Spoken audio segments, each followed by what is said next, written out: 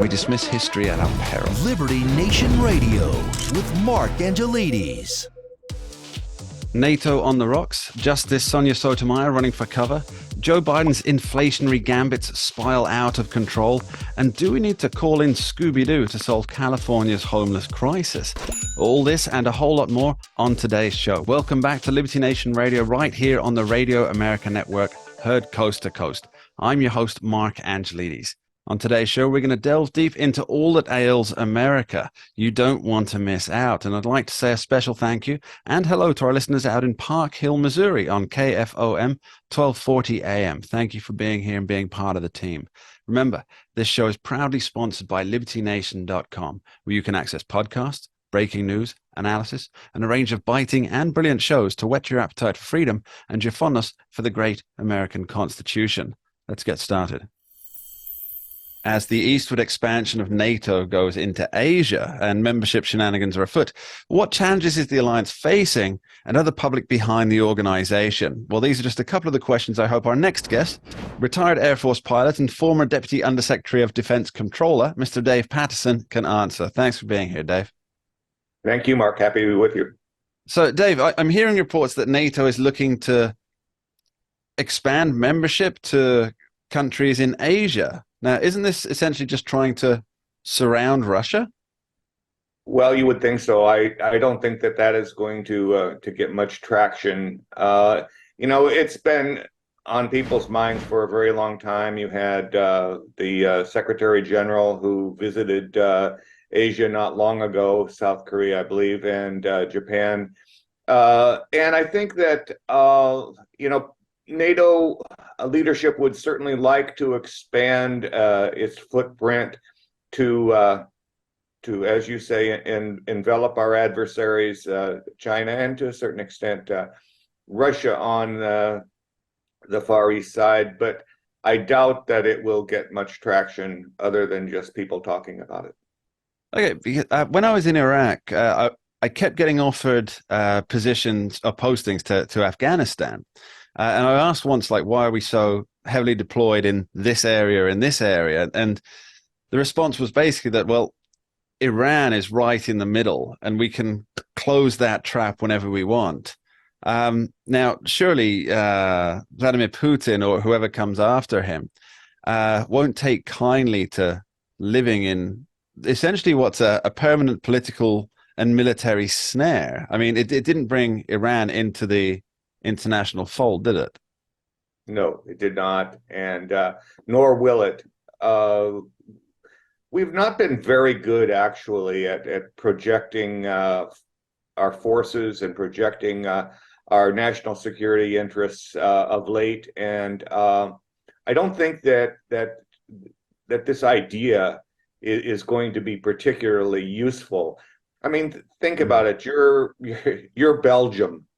And are you going to contribute to a positioning somewhere in the Indo-Pacific? We already have alliances and allies in Japan and Australia, New Zealand. It seems, and we're growing relationships in the island chains, which is been a recent and pretty good idea in my view.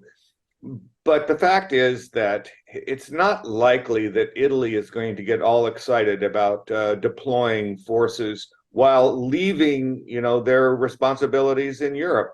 So it's kind of a hard sell. And I think that the United States would do well to focus on its relationships in the Indo-Pacific as opposed to trying to expand NATO. So it seems to me that NATO is really the vehicle through which many of the nations in the world are attempting, well, almost like a proxy war against Russia, to the detriment of Ukraine, which is the nation taking the full brunt of it. Now, I think most people are agreed that letting Russia walk all over Ukraine is probably a very bad idea, just for a whole host of reasons.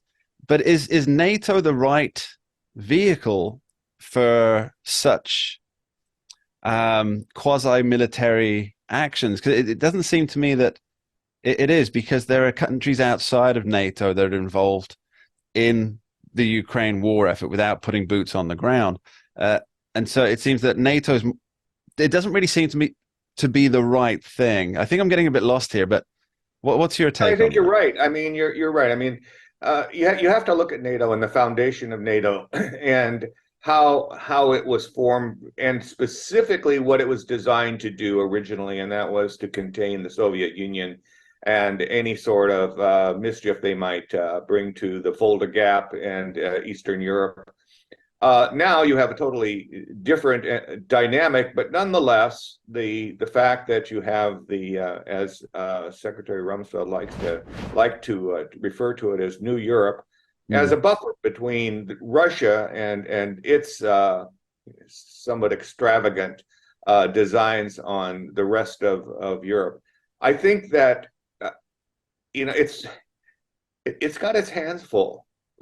You know, I think that to expand its worldview might be, as we know, a bridge too far. A Bridge Too Far, a fantastic movie with a screenplay written by the amazing William Goldman, I might add. I watched pretty much everything and read everything of his that I can. For those listeners out there who aren't familiar with William Goldman, I recommend it's an absolute treat.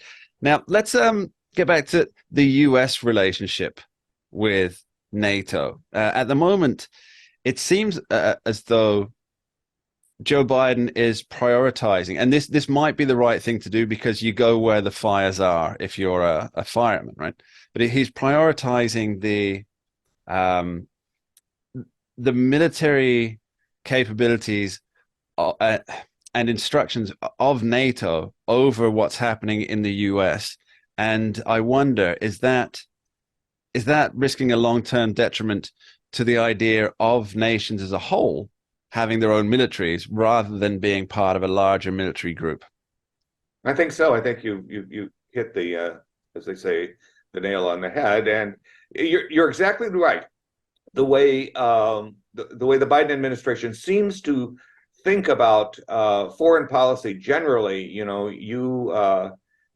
talked about it with the metaphor of the fireman goes where the fire is. I look at it a little bit differently. I see it as a whack-a-mole approach to foreign policy. We don't think about anything until it becomes a problem.